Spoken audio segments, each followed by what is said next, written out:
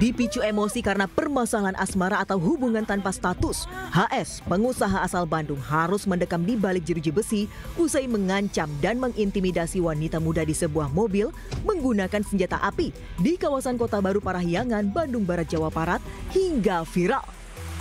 Usai mendapat laporan, polisi langsung meringkus pelaku beserta senjata api yang digunakan. Kejadian bermula saat pelaku yang mengetahui korban menumpangi kendaraan pemberian pelaku langsung memberhentikan mobil.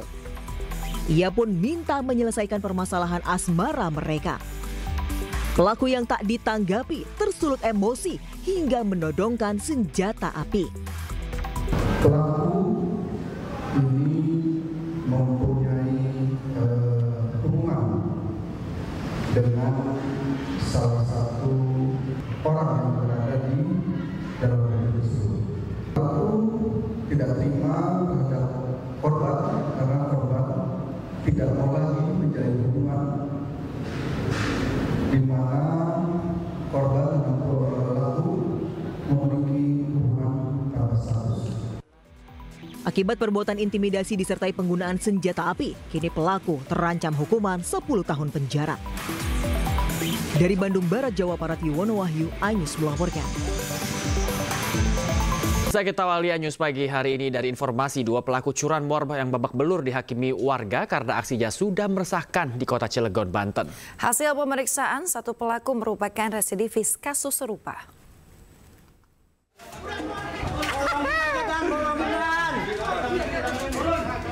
Tim Buser mengamankan seorang pelaku curanmor di kawasan Cilegon. Puluhan warga yang emosi nampak ingin menghakimi pelaku L yang tertangkap tangan melakukan pencurian. Usai dilakukan pengembangan, polisi turut mengamankan H, seorang residivis kasus serupa dari lokasi berbeda. Hasil pemeriksaan, keduanya sudah melancarkan aksinya di 8 TKP.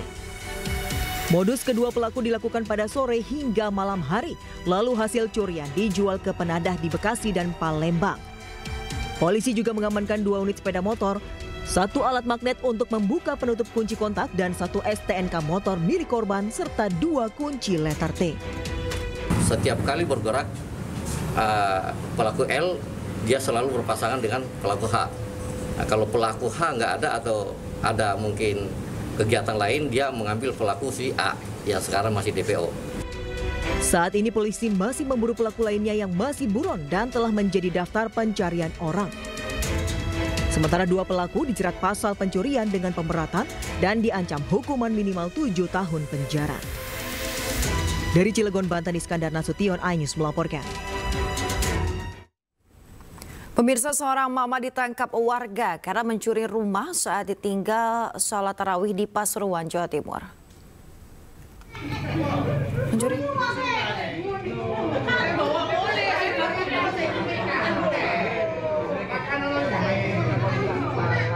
NK tak berkutik usai terpergok membobol rumah seorang warga di desa Oro-Oro Ombowetan, Kecamatan Rembang, Kabupaten Pasuruan, Jawa Timur. Warga yang kesal mengikat kedua tangan pelaku dengan tali plastik. Saat itu NK yang juga tetangga korban mendatangi rumah korban saat warga salat tarawih di masjid. Pelaku kemudian memanjat pagar depan rumah dan masuk lewat jendela. Namun aksi pelaku dipergoki pemilik rumah yang salat tarawih di rumah lantaran kurang enak badan. Ya saya di sini ini kan anaknya langsung masuk. Pelakunya ini. Iya, masuk langsungnya Jepang. Saya tangkap itu katanya, "Bah, kula badhe jelasaken, Bang." Lho. Saya ngoten badhe jelasaken maksudnya jelas nopo kan ngoten lho. Berarti kon sing ngampe dhuwitku sing dhisik kan ngoten lho. Oh, sebelumnya pernah berarti, Pak? Lho, ya sing dhisik sing duwe 23 iku sing pertama, sing Pelaku dituduh sering mencuri di rumah warga desa setempat dengan kerugian antara 9 juta hingga 50 juta rupiah. Polisi mengamankan sejumlah barang bukti seperti kaleng bekas roti sebagai tempat menyimpan uang serta tas gantung. Akibat perbuatannya pelaku terancam 6 tahun penjara. Dari Pasuruan, Jawa Timur, Jaka Samudra, iNews melaporkan. Pemirsa, demi memiliki pakaian baru, sekeluarga nekat mencuri pakaian di toko busana di Medan, Sumatera Utara. Pelaku memasukkan pakaian curiannya ke dalam rok lalu kabur menggunakan mobil.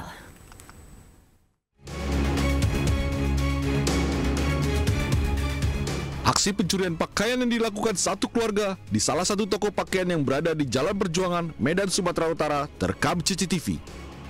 Para pelaku berjumlah 4 orang turun dari sebuah minibus dan langsung berpura-pura memilih-milih pakaian yang dipajang di bawah serta digantung di atas. Pelaku berbagi tugas, 2 orang bertugas mengalihkan konsentrasi penjaga, sementara 2 orang lagi beraksi mencuri pakaian. Pelaku berkeliling toko, lalu dengan cepat memasukkan pakaian curian ke dalam roknya dan kabur menggunakan mobil. Penjaga toko yang tak menyangka jika pengunjung berpakaian rapi tersebut pencuri dan membawa kabur 8 potong pakaian senilai jutaan rupiah. Cabut bang, beli enggak apa enggak?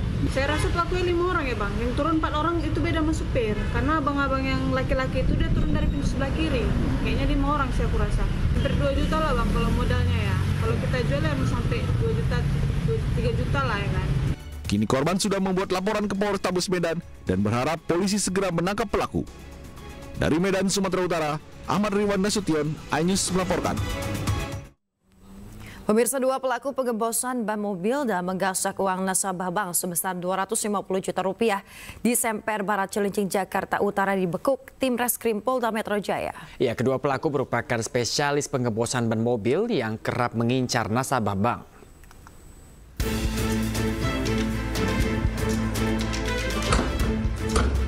Tim Resmo Polda Metro Jaya menggerebek sebuah rumah kontrakan yang dihuni 2 pelaku pengebosan ban mobil di kawasan Cibinong, Bogor, Jawa Barat, Rabu malam.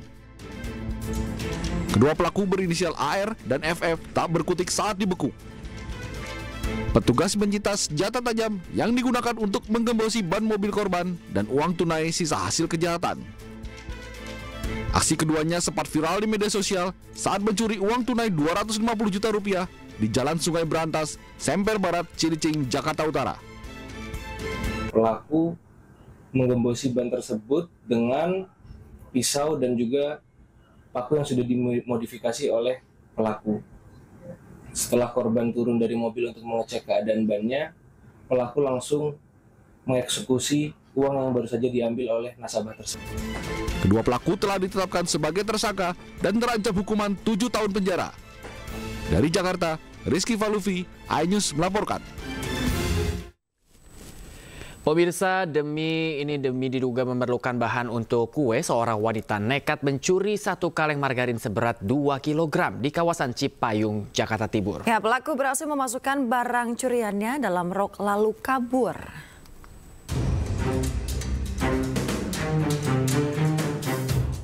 Aksi seorang wanita bermasker mencuri 1 kaleng margarin impor seberat 2 kg di salah satu toko bahan kue di Jalan Albaido, Lubang Buaya, Jakarta Timur terekam CCTV. Pelaku seorang diri berpura-pura membeli plastik dan saat penjaga toko mengambil plastik pesanan pelaku langsung buru-buru memasukkan 1 kaleng margarin lalu menyelipkan kaleng tersebut ke kedua pangkal pahanya. Usai membayar pesanannya, pelaku berhasil kabur tanpa kecurigaan pemilik toko. Akibat ulahnya, pemilik toko mengalami kerugian hampir 1 juta rupiah. Diduga pelaku membutuhkan bahan curiannya untuk membuat kue. Pas dia datang tuh emang gak ada yang mencurigakan tuh, nggak ada gitu. Terus datang langsung beli plastik. Berarti yang diambil itu satu yang kemasan 2 kilo. Oh, itu dijual berapa biasanya? 700 lebih. Meski tidak melapor ke polisi, pemilik toko berharap pelaku mengembalikan barang curiannya usai aksinya viral. Dari Jakarta, Rio Manik, iNews melaporkan. Pemirsa, kecanduan judi online dan narkoba, 3 orang residivis kembali berurusan dengan polisi. Pelaku ditangkap usai membegal seorang pemulung di kawasan Krendang, Tambora, Jakarta Barat.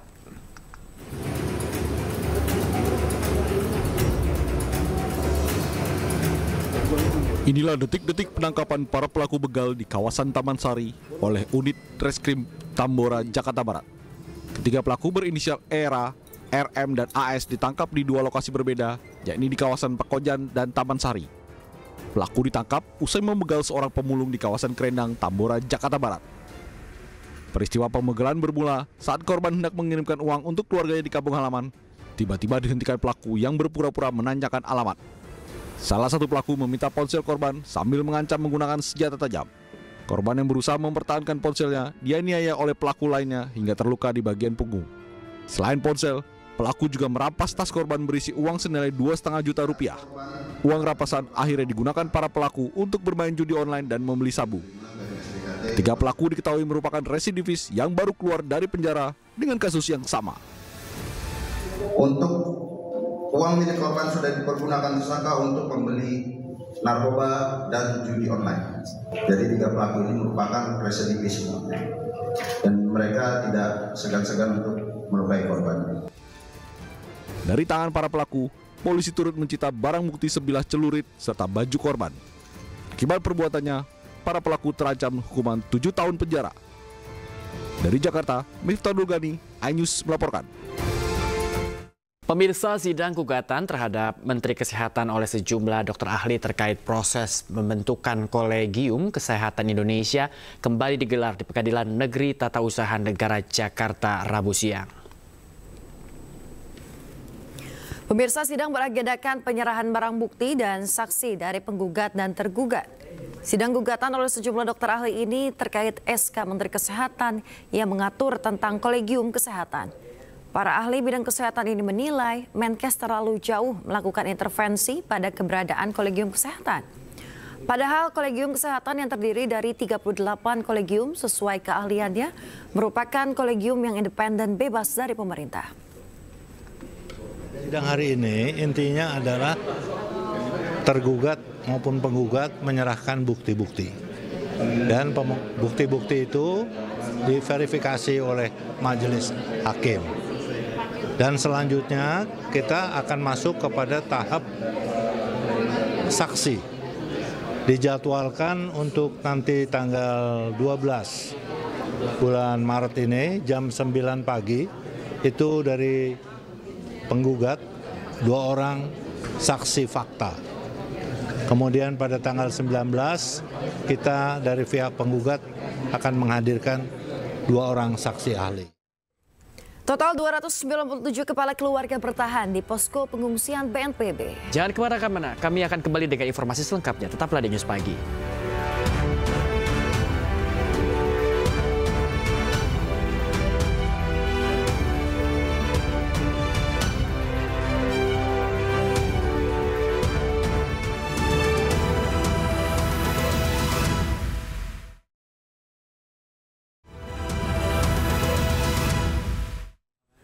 Terima kasih Anda masih bersama kami di iNews Pagi. Pemirsa, kini kita ke informasi berikutnya. Anggota Komisi 10 DPR RI fraksi Gerindra Ahmad Dhani mengusulkan sesuatu yang berbeda terkait naturalisasi sejumlah pemain sepak bola saat rapat kerja Komisi 10 bersama dengan Kemenpora dan juga PSSI. Selamat siang semuanya, selamat sore menjelang buka puasa. Masih lama ya? Bahkan sampai 50 pun saya nggak ada masalah, separuh-separuh. Bola di atas 40 tahun. Ahmad Dhani mengusulkan agar proses naturalisasi pesepak bola yang sudah berusia tua diberi kesempatan untuk menikah dengan warga negara Indonesia. Hal tersebut disampaikan Ahmad Dhani saat rapat Komisi 10 terkait persetujuan pemberian status warga negara Indonesia atau WNI terhadap 3 pesepak bola keturunan Indonesia, yaitu Emil Audero Mulyadi, Dian Ruben James, dan Joy Matic Pelupesi. Bahkan sampai 50 pun saya nggak ada masalah. Pemain-pemain bola yang sudah di atas usia 40, itu bisa juga kita naturalisasi pemain bola yang hebat, lalu kita jodohkan dengan perempuan Indonesia. Nah, anaknya itu yang kita harapkan menjadi pemain bola yang bagus juga. Ini pemikirannya agak out of the box Pak Erik, tapi bisa dianggarkan untuk 2026 programnya. Jadi pemain bola di atas 40 tahun yang mau dinaturalisasi dan mungkin yang duda. Pemerintah secara resmi mengumumkan Flexible Working Arrangement atau FWA atau FWA bagi ASN mulai tanggal 24 hingga 27.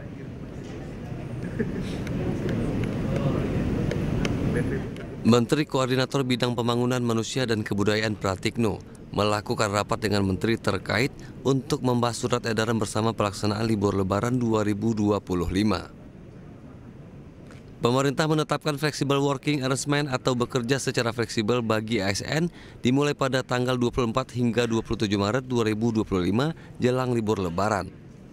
Sementara libur sekolah Ramadan semula pada 24 Maret dipercepat pada 21 Maret hingga 8 April 2025 untuk mengantisipasi kepadatan mobilitas masyarakat selama libur Lebaran Idul Fitri. Jadi tanggal 21 Maret itu sudah mulai libur sekolah dan madrasah, dan nanti masuk tanggal 9. Hal ini dengan rentang waktu yang lebih lebar kita harapkan untuk mengurangi risiko penumpukan jalur mudik maupun arus balik ya, arus mudik maupun arus balik bisa relatif bisa tidak menumpuk di waktu-waktu tertentu. Sementara itu, demi melancarkan lalu lintas selama perjalanan, Menteri Dalam Negeri Tito Karnavian meminta agar kepala daerah untuk memperbaiki jalan lintas provinsi hingga kabupaten. Tidak hanya itu, pemerintah juga mengatur transportasi mudik Lebaran dan ketersediaan pangan saat libur Lebaran 2025. Dari Jakarta, Rian Rahman, Seto Pratomo, iNews melaporkan. Pemirsa, pemerintah mempersiapkan kelancaran arus mudik dan balik Idul Fitri 2025 yang aman dan lancar. Ya, mudik gratis digelar untuk mengurangi angka kecelakaan saat arus mudik dan arus balik. Persiapan pemerintah yang diwakili Jasara Harja, Jasa Marga, dan Hutama Karya mencakup survei jalur mudik, peningkatan pelayanan dengan integrasi sistem rumah sakit dan kepolisian, serta pembukaan posko di beberapa titik rawan. Selain itu, program mudik gratis Jasara Harja juga kembali digelar dengan target lebih dari 20.000 pemudik. Tersedia 1.360 bus, 90 kereta api, dan 26 kapal laut dengan tujuan 12 kota utama. Pendaftaran dibuka dengan sistem terintegrasi menggunakan NIK atau nomor ponsel lewat website masing-masing perusahaan BUMN. Yang pertama, jumlahnya pasti akan lebih banyak ya, karena kapasitas yang dulunya sekitar 80.000, sekarang hampir 100.000, dan tujuannya juga lebih dari 200 tujuan, jadi ini cukup signifikan sekali. Kemudian ada cara registrasi yang secara bersama-sama. Ini adalah kolaborasi di seluruh Kementerian BUMN, meregistrasi supaya tidak ada pendaftaran yang ganda, dan ini adalah sebagai upaya untuk memastikan bahwa seluruh masyarakat mendapatkan kesempatan untuk mudik gratis ini. Jadi nggak ada yang terhalangi oleh